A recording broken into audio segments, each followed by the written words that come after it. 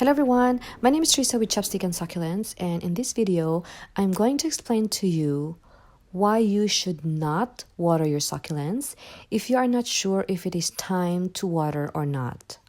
It is because they can survive for months in the absence of water, but they will die in just few days from overwatering. I love to collect different varieties of succulents and learn how to propagate and take care of them. But I also enjoy sharing what I learned along the way to all of you who are interested to do the same. I am fascinated with succulents because of their unique qualities.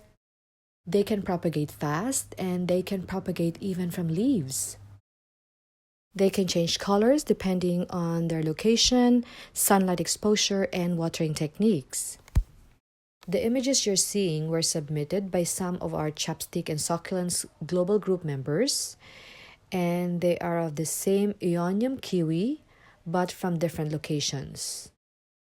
Aside from their colors, what I love about them the most is their capacity to survive in prolonged droughts, and that's what we are going to talk about today.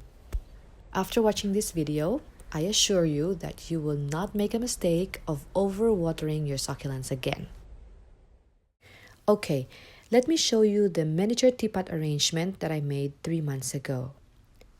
I planted sedums called jelly beans from cuttings, and when I plant from cuttings, I do not water them for 2 weeks and I do not expose them to direct sunlight.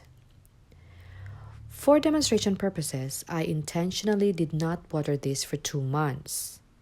Not 2 weeks, but 2 months. And this is how they look like after 2 months. Their leaves started to shrink and wrinkle, their colors darkened, and their leaves somehow closed up.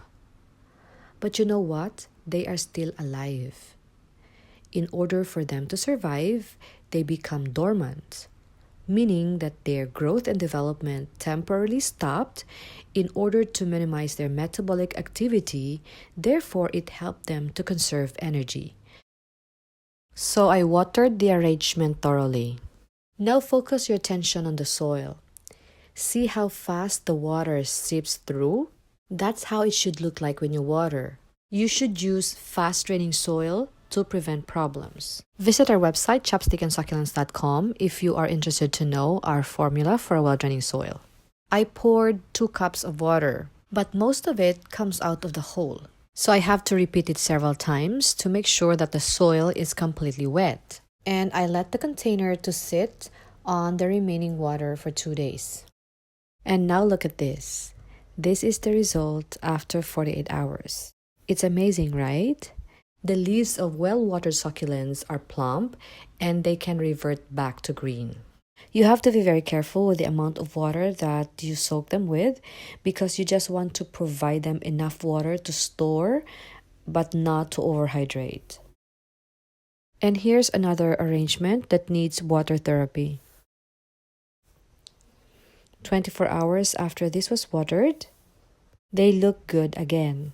When you provide them conditions that closely resembles their natural habitat and stop treating them as regular plants, you will not only be successful growing them, but you will also discover their distinguished traits that made them special.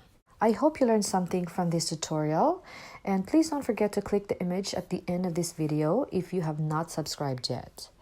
Most of our videos are geared towards helping you know more about succulents, and if you are interested to continue learning, please don't forget to subscribe. And if you guys are interested with succulent cuttings, visit our website to find out if we still have some available.